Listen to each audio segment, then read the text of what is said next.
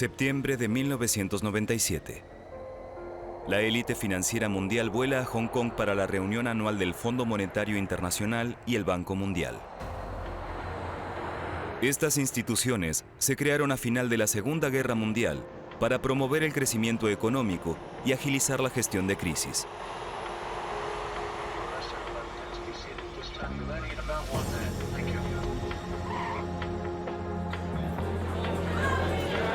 Cuando los líderes del mundo financiero se encuentran en Hong Kong, llevan a sus espaldas más de 10 años de un fuerte crecimiento.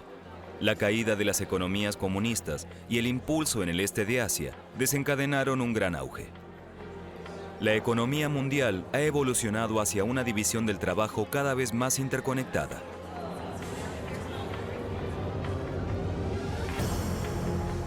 Los países del sudeste asiático han contribuido enormemente al crecimiento de los últimos años, pero en Tailandia sufren desde hace unos meses una crisis monetaria que se está convirtiendo lentamente en una crisis económica masiva y ahora amenaza con extenderse a otros países como Indonesia y Filipinas. De modo que en la conferencia de Hong Kong no solo hay éxitos que celebrar. Los delegados de Asia están preocupados y exigen una comisión de crisis con todos los ministros de finanzas.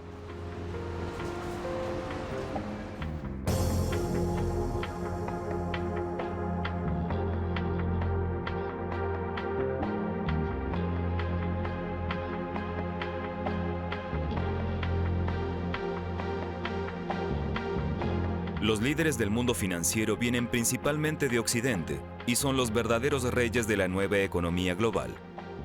Cuando se encuentran en Hong Kong, no creen que su maravilloso mundo de crecimiento constante esté en peligro.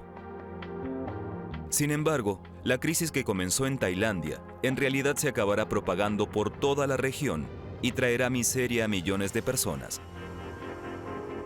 La crisis financiera asiática es la primera crisis financiera moderna en el mundo globalizado. Sin embargo, la élite no está preparada para los elementos destructivos que a partir de este momento definirán todas las futuras crisis económicas. Apenas 10 años después, el mundo se encuentra literalmente al borde del abismo, cuando en 2008 y 2009, primero los bancos en Estados Unidos y en consecuencia el sistema financiero de todo el mundo occidental amenazan con colapsar. Los líderes occidentales no aprendieron nada de la crisis financiera asiática. Si hubiesen entendido las causas de los problemas en Asia y los hubieran combatido con firmeza, se habrían evitado la enorme crisis del sector financiero 10 años después.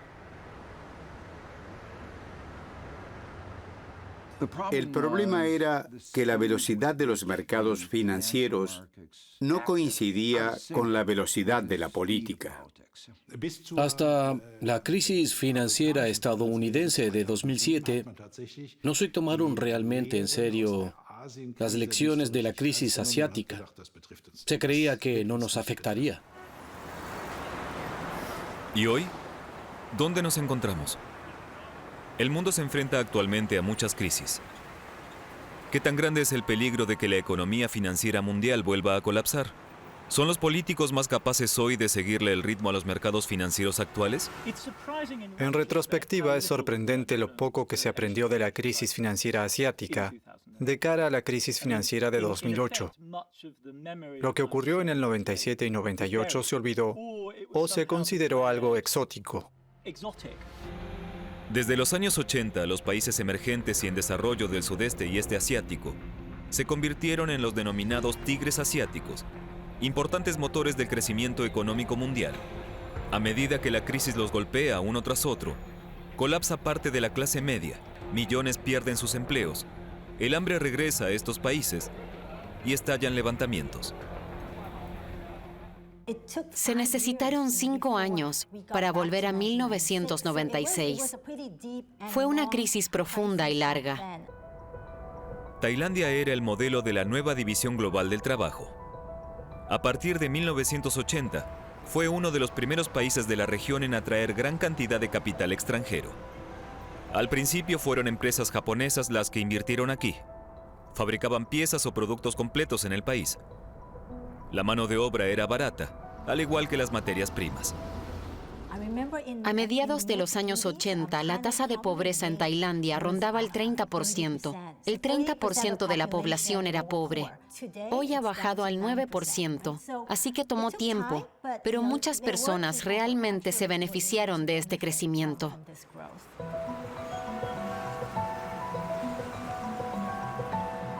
Casi todos los países de la región vivieron un auge.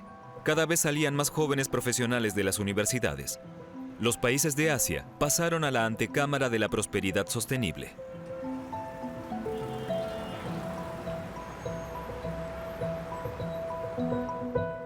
En ese momento, Bangkok creció muy rápidamente porque fluía mucho dinero a Tailandia a través de créditos del exterior. Las empresas tailandesas lo usaban para invertir.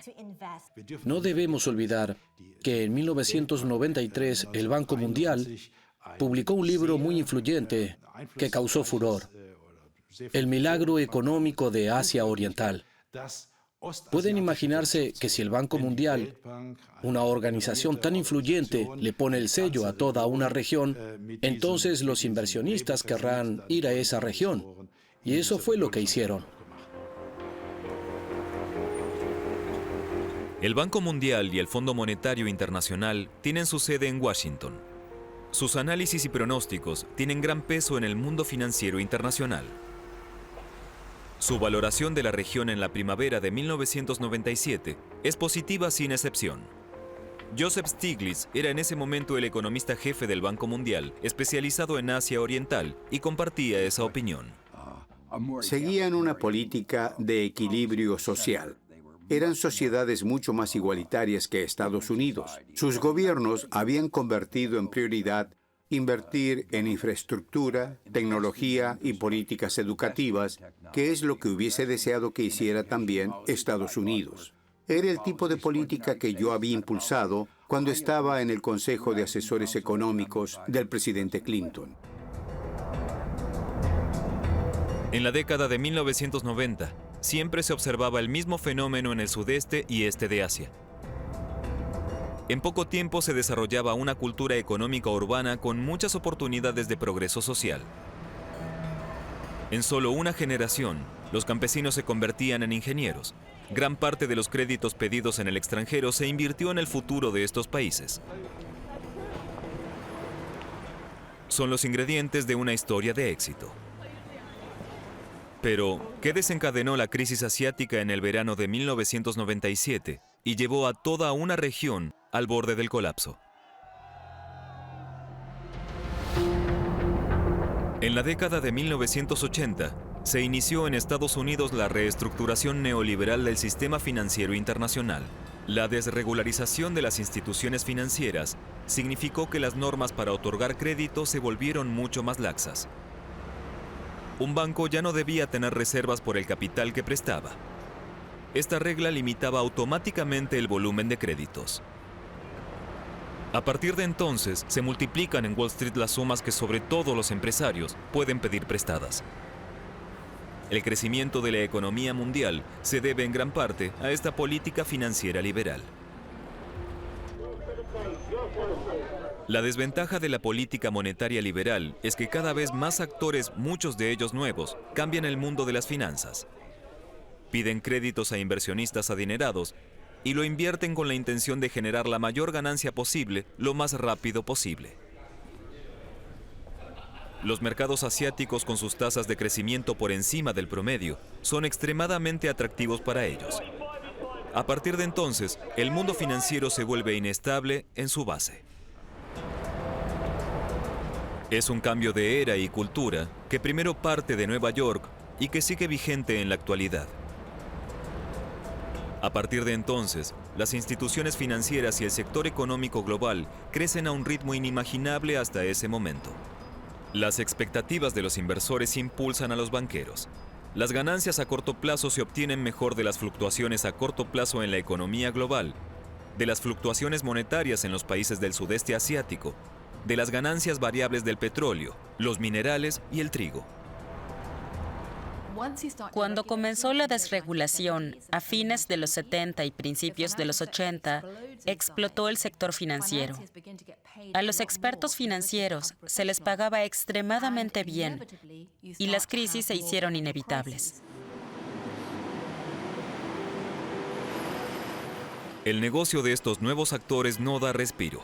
Para muchos, el tiempo en que tardan en mover su dinero no supera el mes, las 2 semanas o incluso solo un día. La economía financiera tiene sus propias reglas independientes de la evolución de la economía real.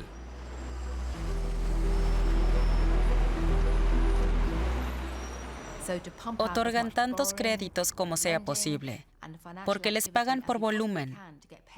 Es como una planta de energía nuclear que paga a los empleados por la cantidad de electricidad que producen y no por la cantidad de electricidad que los consumidores realmente necesitan. Y surge un nuevo tipo de banqueros. Se definen a sí mismos como codiciosos, porque eso es lo que se espera de ellos. Compiten con otros. Compiten por el gran capital de los inversores. Esto crea una dinámica propia.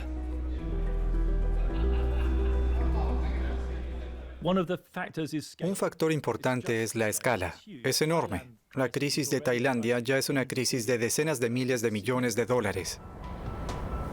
Cuando los líderes del mundo financiero se reúnen en Hong Kong en septiembre de 1997, muy pocos de ellos tienen idea de lo que ya se está gestando. El Fondo Monetario Internacional es la institución que debería supervisar los mercados financieros mundiales y garantizar su funcionamiento. Si se producía una crisis de deuda en un país, el fondo podía otorgar créditos que generalmente estaban vinculados a duras medidas de recuperación para los países afectados. La reunión de Hong Kong en 1997 estuvo perfectamente sincronizada, como si la hubiese planeado Spielberg. Es decir, el FMI y el Banco Mundial tienen sus reuniones de otoño fuera de Washington cada 5 años y justo en medio de la crisis se reúnen en Hong Kong. Las empresas y los inversores privados de Tailandia habían pedido prestado mucho dinero en el extranjero para seguir aumentando sus exportaciones o beneficiarse de la valorización de los bienes inmuebles. Como más tarde, en la crisis financiera estadounidense, el frenesí inversor se basaba en la suposición de que el crecimiento sería constante. Por eso las empresas y los particulares se endeudaron a corto plazo para poder amortizar sus créditos rápidamente a partir de los beneficios esperados. Cuando el auge de las exportaciones de Tailandia comienza a estancarse debido a una recesión económica en Japón y las primeras empresas comienzan a tener dificultades, los bancos japoneses se ponen nerviosos y rescinden créditos. En Tailandia se invirtió mucho en inmuebles y estos inmuebles lógicamente también generan ingresos, pero en la moneda tailandesa, el baht. Si usted se endeuda en dólares estadounidenses para financiar estos proyectos inmobiliarios en Tailandia y el tipo de cambio del baht se desploma frente al dólar estadounidense, entonces tiene un problema. Para evitar la devaluación del baht, el gobierno tailandés envía emisarios a Pekín y a Tokio a principios de junio para solicitar créditos bilaterales en una moneda fuerte. Las empresas tailandesas necesitan dólares estadounidenses para poder pagar los créditos en el extranjero. Ambos países se niegan a proporcionarle al Banco Central de Tailandia suficientes divisas en yenes y dólares estadounidenses para mantener estable el tipo de cambio y desalentar la especulación. El Banco Central puede mantener el tipo de cambio. Sin embargo, al mismo tiempo se puede observar que las reservas de divisas disminuyen lentamente. Pero en algún momento, y no es fácil prever cuándo será, de repente mucha gente piensa que después de todo tal vez no esté yendo tan bien. Y entonces corren, hay una estampida en las reservas del Banco Central y de pronto colapsan. Entonces se genera una crisis cambiaria. Esta espiral descendente, ahora previsible, desencadena actividad en los fondos de alto riesgo y en los especuladores de Nueva York. Su mascarón de proa es George Soros. Así es como funciona la especulación. Un inversionista deposita $1.000 millones en garantía en un banco en algún lugar del mundo. Entonces, va a un banco en Tailandia y solicita un crédito por $25.000 millones en la moneda local, el baht. Ese es el equivalente oficial de $1.000 millones. Vende la moneda local en el mercado libre. De inmediato, lo siguen otros comerciantes de divisas, temiendo que el precio de la moneda local caiga. Esto provoca una caída en el cambio. Por ejemplo, si el tipo de cambio del BAT ha caído un 30% respecto al dólar, el inversor vuelve a comprar los 25.000 millones de BAT con solo 700 millones de dólares estadounidenses y así cubre su crédito. Ha obtenido 300 millones de dólares de ganancias y con eso abandona el país. Me han acusado de casi todo.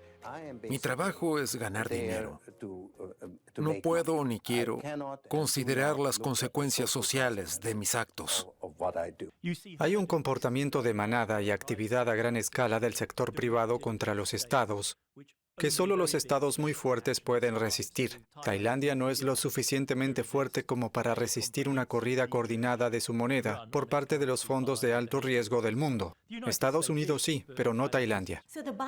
El cambio se disparó de 25 a 50 baht por dólar estadounidense. Como resultado, las empresas que se habían endeudado en el extranjero se encontraron en grandes dificultades porque no podían pagar sus créditos, que de repente se duplicaron con respecto al momento en que los aceptaron. Esto causó mucho pánico entre los acreedores extranjeros, por lo que muchos exigieron la devolución de su dinero. Pero los bancos tailandeses, que intermediaron estos créditos, no podían pagarlos. El 2 de julio, el Banco Central de Tailandia se rinde en la lucha contra la especulación y libera el tipo de cambio del BAT, lo que provoca una devaluación inmediata. Esta fecha marca el estallido de la crisis asiática, que aún se considera un problema local. El 28 de julio, Tailandia solicita créditos al FMI, sin embargo, este se muestra reticente.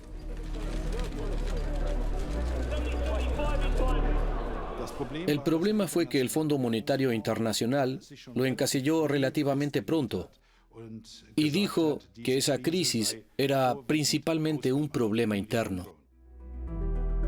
El resultado es una recesión masiva. Produjo un shock psicológico en este país que creía tan firmemente en su ascenso a la Liga de los Países Ricos. Cuando los inversores extranjeros huyen de Tailandia, no hay ninguna instancia que controle el pánico.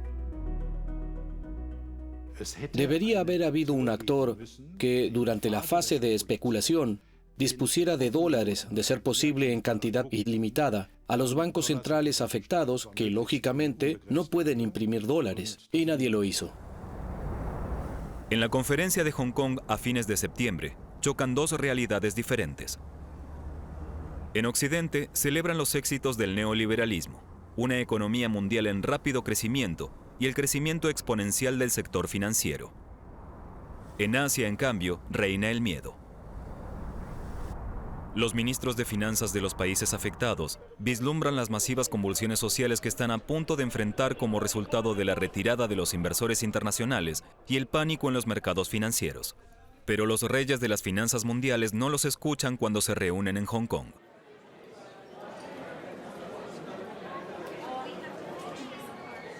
El FMI se reunió para promover la desregulación y una liberalización aún mayor de los mercados de capital. Impulsaron una serie de medidas que empeorarían aún más las cosas.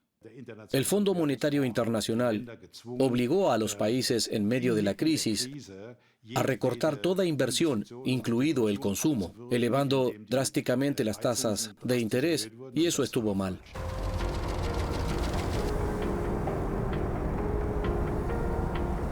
En Tokio, antesala de la reunión, existe la preocupación de que pueda colapsar el PIB de toda la región. En los últimos años, el comercio con los países del sudeste asiático ha cobrado más importancia para la economía japonesa.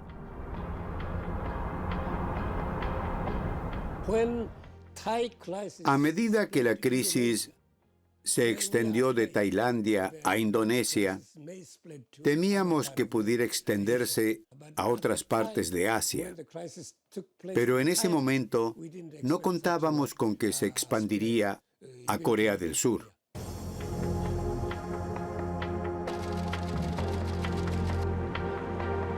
En el distrito gubernamental de Tokio, el Ministerio de Finanzas pasa noches deliberando cómo evitar la recesión. consideran incorrecta la estrategia del FMI para Tailandia e Indonesia. Ambos países precisarían, ante todo, nuevos créditos a largo plazo para poder reformar sus economías sin que quiebren muchas de las empresas y bancos.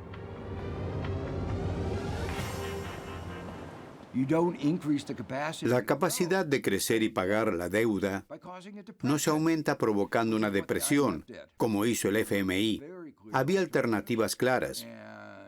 Y expliqué muy claramente por qué las altas tasas de interés, la política monetaria estricta y las medidas de austeridad, como era previsible, empeorarían las cosas.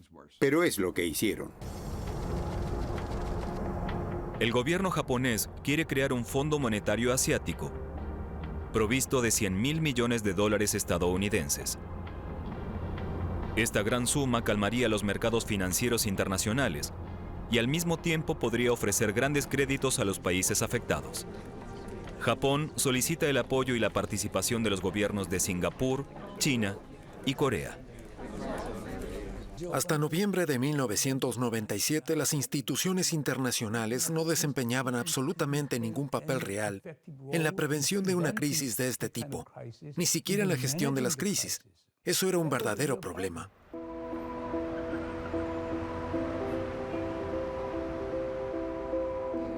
Durante la reunión de Hong Kong a fines de septiembre, las noticias del mercado de valores y los tipos de cambio indican que la crisis se estaba extendiendo sin frenos. En Hong Kong, el gobierno japonés propuso crear un fondo monetario asiático. Sin embargo, sé que el gobierno de Estados Unidos, en particular Larry Summers, que representaba al Departamento del Tesoro en ese momento, estaba en contra de la creación de un fondo monetario asiático. Entre bastidores en Hong Kong, tanto Sakakibara como Summers buscan el apoyo de las otras delegaciones importantes. En la antesala de la conferencia, el Departamento del Tesoro de Estados Unidos había informado a todos los gobiernos del este de Asia que estaba estrictamente en contra de un fondo monetario asiático, y finalmente se impuso.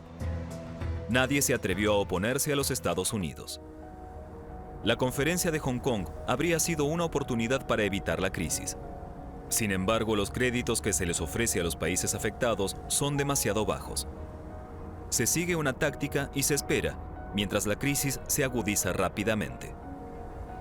La crisis financiera global de 2008 y 2009 finalmente se supera por la determinación del gobierno de Estados Unidos de inyectar el máximo capital para detener el pánico y la especulación. Esa disposición política faltó 10 años antes en Hong Kong. Hasta 2007 existía la arrogancia de decir que ellos eran asiáticos y que nosotros podíamos hacerlo mejor. Ese es un patrón común en los mercados financieros.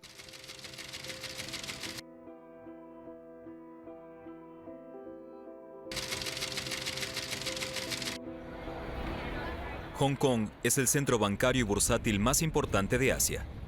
Cuando los precios de las acciones colapsan allí un mes después de la reunión, queda claro para todos que la crisis no ha terminado, sino que apenas comienza.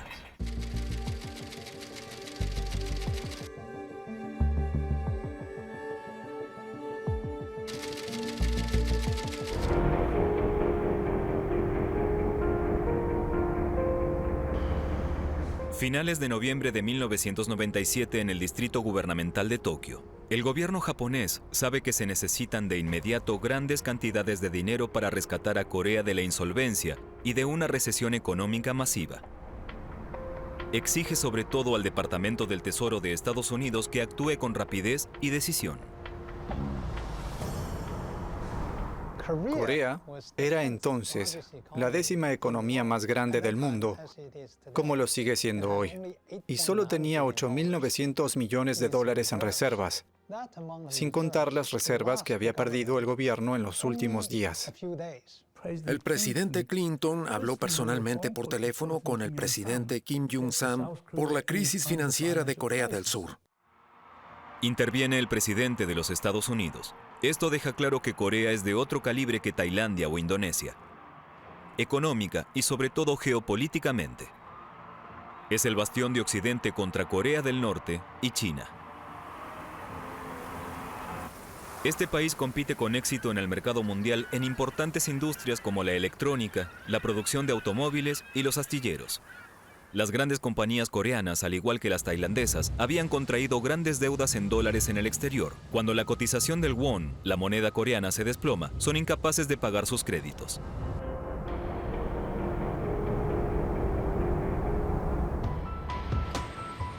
Recién ahora, a finales de noviembre, los líderes de la administración estadounidense se dan cuenta de que tienen que actuar. Lo que les hace cambiar de opinión es la dimensión geopolítica. Pues si Corea tuviese que declararse insolvente, la reputación de Estados Unidos como potencia garante de Corea del Sur también sufriría enormemente a los ojos del mundo.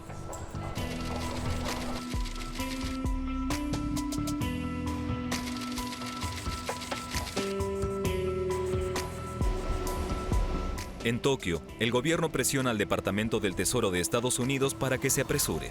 Se prevé elaborar un gran paquete de rescate en el que participan muchos. Corea ya ha aceptado muchos requisitos del FMI. Todo parece estar listo para el acuerdo.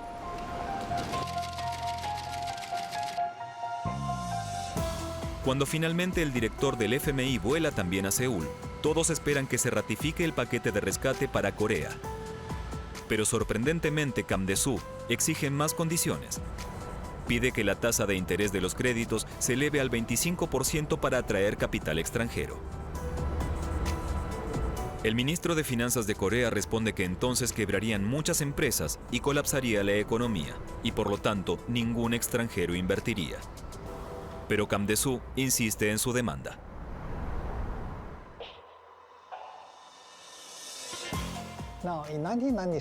En 1997, la bolsa de valores de Corea cayó un 49%, es decir, a la mitad de su valor. Pero eso no es lo peor. El tipo de cambio entre el won coreano y el dólar estadounidense cayó un 65,9%. Si combinamos la devaluación de la moneda y la caída del índice bursátil, concluimos que gran parte de la riqueza acumulada en los últimos 20 años ha desaparecido.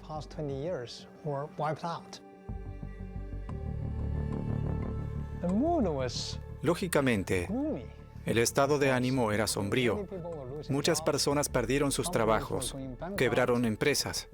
Fue una época deprimente.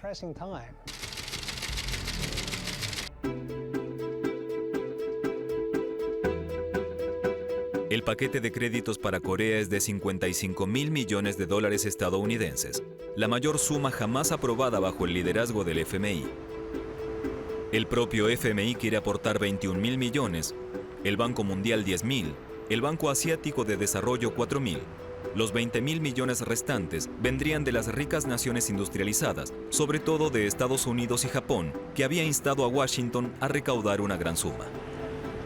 El secretario del Tesoro Bob Rubin en particular se había resistido durante mucho tiempo a contribuir con sus propios fondos presupuestarios.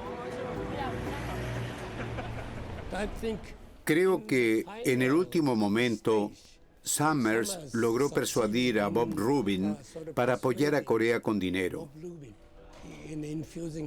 Y entonces, junto con el gobierno de Estados Unidos, inyectamos una gran suma de dinero para resolver la crisis en Corea. Bob Rubin era un hombre muy difícil en ese momento.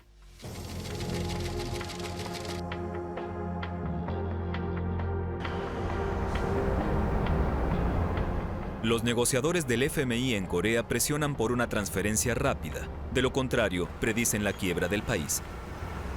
Cuando se enteran de que el gobierno de los Estados Unidos no quería desembolsar su participación en efectivo, sino que solo quería depositarlo como garantía, se sienten decepcionados.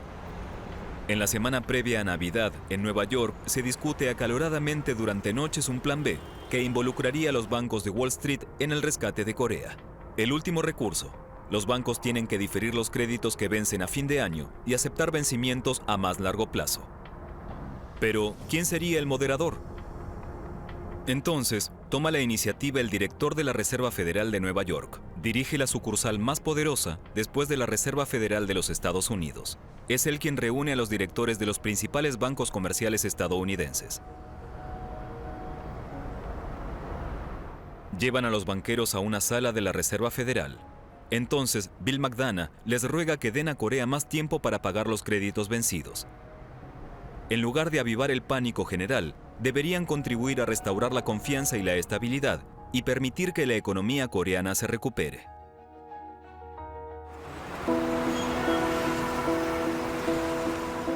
Es la Navidad de 1997.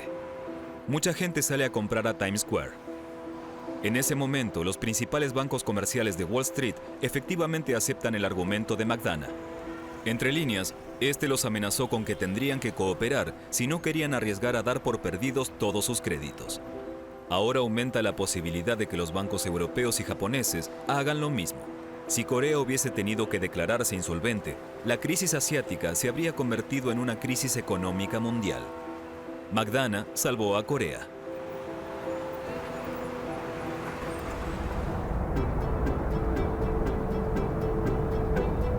En Washington, Nueva York, Tokio y otras metrópolis se respira alivio. Los funcionarios del FMI también recuperan el aliento. Muchos de ellos han trabajado en las últimas semanas prácticamente sin parar. Están realmente agotados. Todos esperan que lo peor haya pasado, pero se equivocan. Porque a principios de 1998 se hizo realidad el impacto combinado de la crisis monetaria, la crisis bancaria y la crisis económica.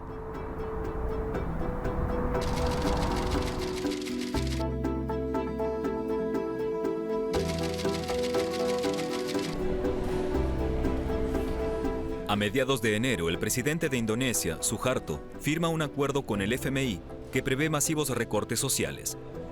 Muchos interpretan esto como el sometimiento del sudeste asiático.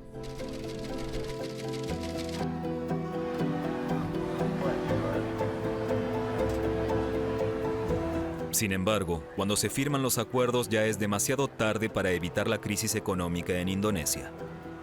Estallan disturbios, mueren más de 1000 personas y la pobreza vuelve al país. El Fondo Monetario Internacional insiste en que el gobierno elimine muchos de sus proyectos de infraestructura y subsidios a alimentos y gasolina. Indonesia tardará una década en recuperarse de esto.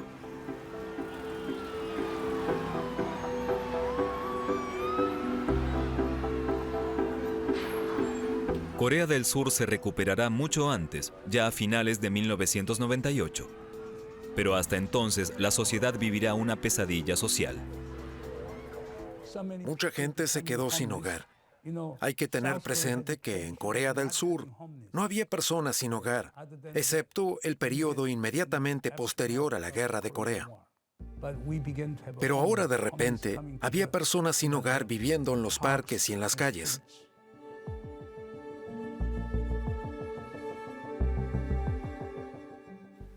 Además, quebraron muchas pequeñas y medianas empresas y aumentó el número de suicidios. Los niños ya no podían ir a la escuela. Fue un completo trauma en la sociedad coreana. Fue uno de los momentos más trágicos de la historia contemporánea en Corea del Sur.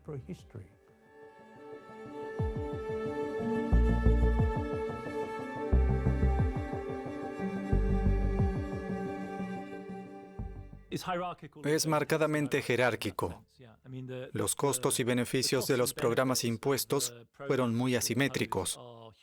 Unos son rescatados y otros tienen que pagar los costos del rescate. No les salió gratis. La crisis fue aprovechada por algunos actores de Estados Unidos, por ejemplo, para comprar empresas a muy bajo precio después de que Corea se hundiera en la crisis. Pero también hay reformas estructurales exigidas por el FMI que beneficiarán a la economía coreana.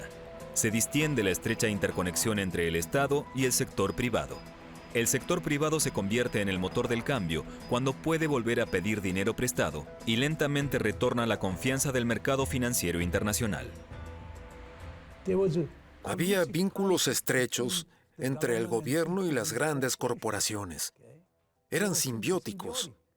En el pasado, cuando las empresas tenían problemas financieros, el gobierno siempre estaba ahí para rescatarlas. Por eso la crisis financiera de 1997 fue para nosotros una maldición, pero al mismo tiempo también fue una bendición. Pero otro aspecto del renacimiento de Corea fue que el gobierno coreano se negó a cumplir con otras exigencias del FMI que habrían obligado a las empresas orientadas a la exportación a reducir significativamente sus operaciones.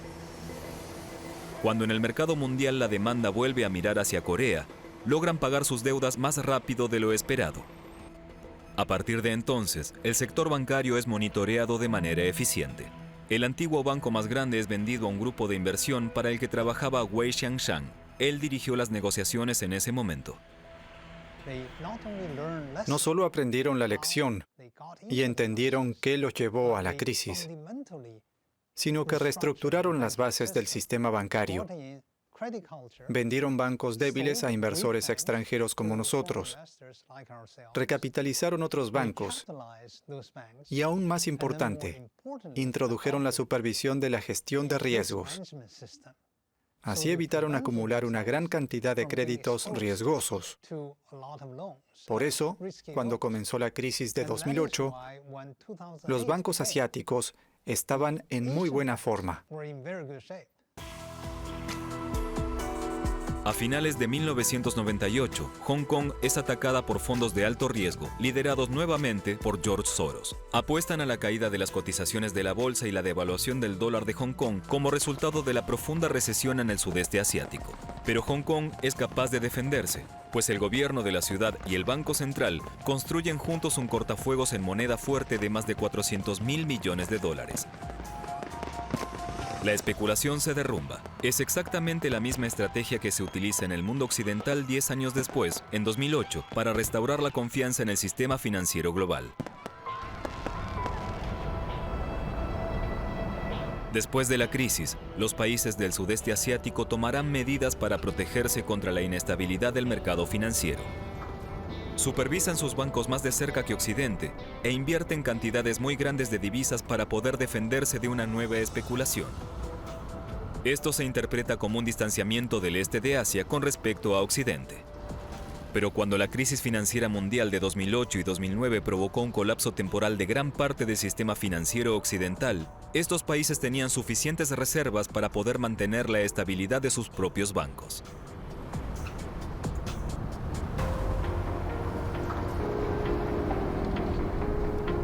La crisis financiera de 2008 cambió la perspectiva del Fondo Monetario Internacional. Desde entonces, ya no son su máxima prioridad las duras medidas de austeridad, que en su mayoría conducían a la recesión y a la pobreza de muchos, sino más bien se ofrecen sugerencias sobre cómo, con la ayuda de créditos del FMI, los países en problemas podrían volver a ser economías prósperas a medio plazo.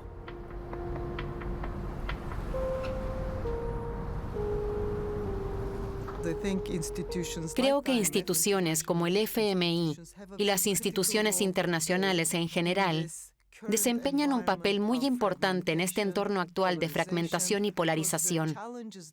Porque para los desafíos a los que nos enfrentamos, ya sea el clima, la digitalización, la desigualdad, las respuestas deben ser multilaterales.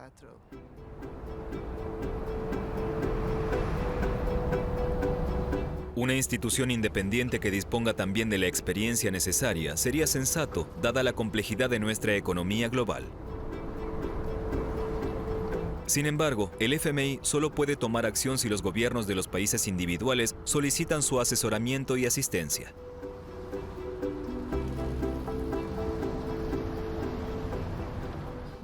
Si me preguntan, sería bueno que tuviésemos un organismo supranacional que pudiera ejercer una influencia mucho mayor.